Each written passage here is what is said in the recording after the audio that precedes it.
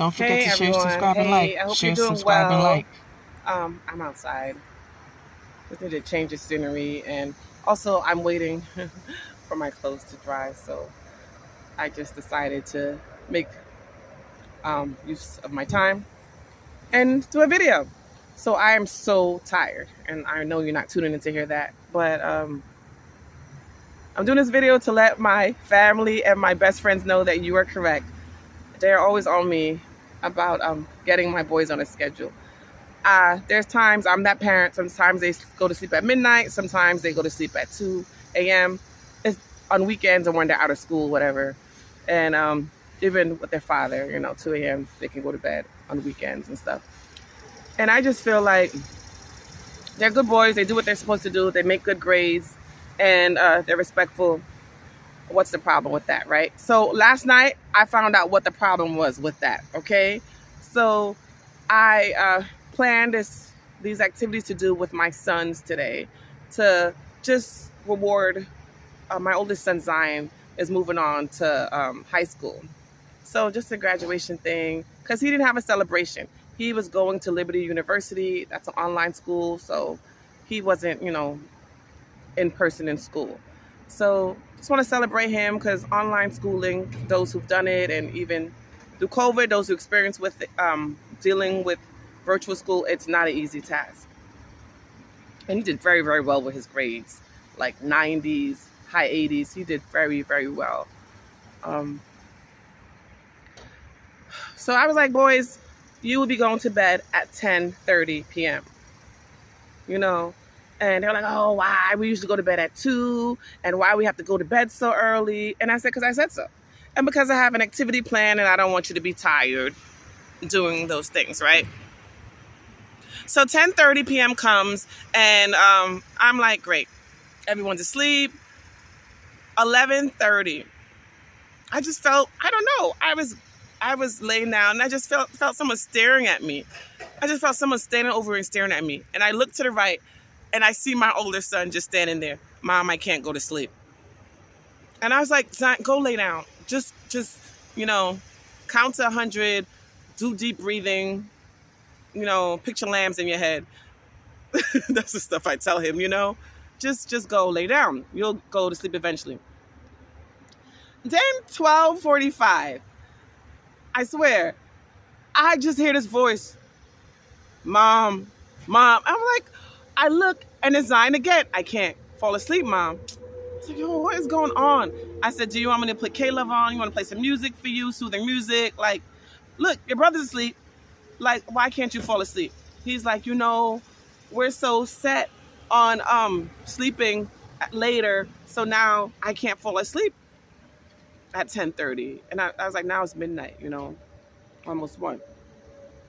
Now 2:45, Mom, it's like 2:46 or something. Mom, I can't go to sleep. And I was like, what is going on? I said, Zion, don't you wake me up again. Don't wake me up again. Go to sleep. And then I was like, I can't fault him, So usually I get up at 3:30. So I get up at 3:30. Zion is still up. I was like, what's going on with you? He's like, I can't fall asleep. I can't, I'm not used to going to sleep at 10:30, and I just can't go to sleep. And I said, you know what? Now we're going to get used to going to sleep at 10:30 because this is not okay. I don't want you to be tired. We're going to do this activity tomorrow. Like, this is not okay. And I said, you know what? That's my fault, and I should have run you out. I didn't say run you out like they're cattle. But I said I should have exhausted you guys. We should have gone swimming. We should have done something, exertion. But I messed up my back again. I slipped the disc, and I was just so tired. And I think, overall, I let them go to sleep late because I don't want them to bother me, or let them sleep whenever. Because I'm selfish and I want to enjoy my sleep. So what in turn is happening? I usually lay down. I cook them food or whatever, cook them dinner, and I lay down like 7-ish to take a nap. I'll set an alarm, and either my phone or the kitchen alarm. But maybe I go so deep in sleep I don't hear the alarm. Or sometimes, often than not, one of my sons turn off the alarm or take my phone, hide my phone, so I don't hear the alarm. And I know which one, but I won't put him on blast. So When I do wake up, I'm like, I wake up to time to go to sleep, then I'll go back to sleep. But that's not working out, and I'm so tired, and they're not playing their game straight. Straight. The youngest one and I typically do science projects, or we play games, and I have them cook. We go outside for walks. We do, but I'm tired, and they need to be on a set schedule because this is not working. Another thing is the camps are so packed. Like there's a waiting list for camps. So, and the camp that I was waiting to get them into is a coding camp.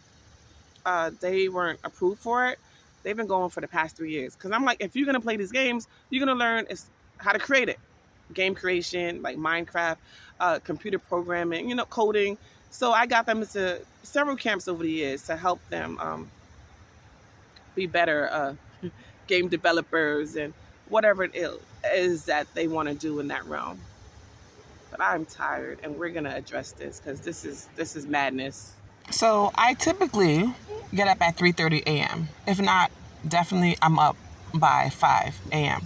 And at that time, that's when I start doing my work. I do my devotional, I pray, meditate, stretch, and then I get most of my work done. So by the time they're up, I can actively engage with them and do things with them. And it's been working for me. But being that my pain is it's higher than usual because I slipped my disc again, doing something stupid, doing a deadlift. I attempted to do a deadlift. Well, I didn't attempt to do it. I did it, and I was very successful at it, but my back was like, that was a mistake, and I shouldn't have done it. So I'm healing from that. And I don't know why I do these things, but I just felt like I was strong enough to do it. So I woke up today just thinking, damn, I must be a bad parent, This is horrible. But I'm not a bad parent. And I'm not afraid to parent. I'm just afraid to give up on my sleep, like I said. And afraid to sit with my pain.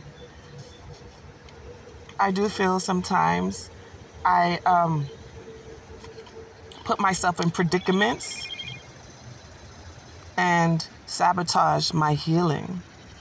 Because when I was at the gym the other day, I just saw these wonderful gym buddies of mine working out. They were doing a circuit, and they were deadlifting a few pounds. And I haven't deadlifted for years, maybe like 7 years, 8 years. But I saw what they were deadlifting, and I was like, I could do that. Well, in the past, I could do it. And I said, I want to see if I could do it now. I asked them, can I get in on this? And my girl was like, are you sure, Trisha? And I was like, yeah. I was like, how many pounds? They're like 205 pounds. I was like, yeah, I could do that. She said, are you sure? I said, yeah, no problem. So I did 3 reps of that. I didn't get the video. I wish I did, but I'm glad I didn't. But I did it, and then I'm like, I'm good. Everything's good. The next day, oh my God. I was supposed to take the boys swimming, but I was like, listen, my back is hurting me. I can't. I just, no boys, we can't go swimming. But I sabotage my healing at times, and I also sabotage my success. And I don't know, it's as if I feel like I'm not worthy of it. So I really need a space to reflect on that as to why I do those things. Okay, let's go.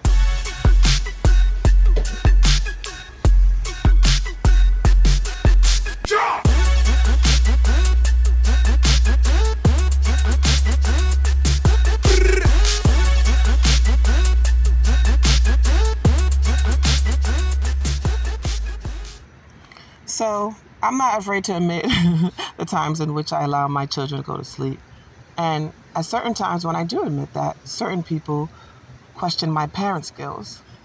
Some would say, oh, that's kind of being a bad parent. Well, please define that. I guess I'm in a class with ones who have their 10-year-old work full-time jobs like taking care of their siblings, cooking and cleaning. Then they go to school.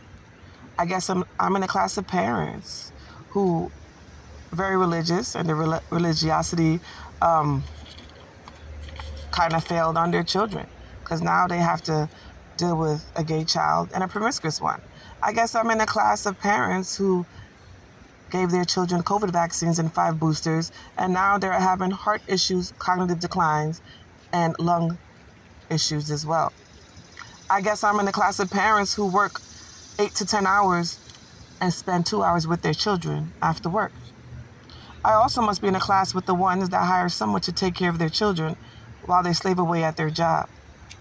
But maybe I'm in the class that just says pray for a country and pray for a country that is slaughtering, a made-up country that's slaughtering thousands of women and children with no retribution.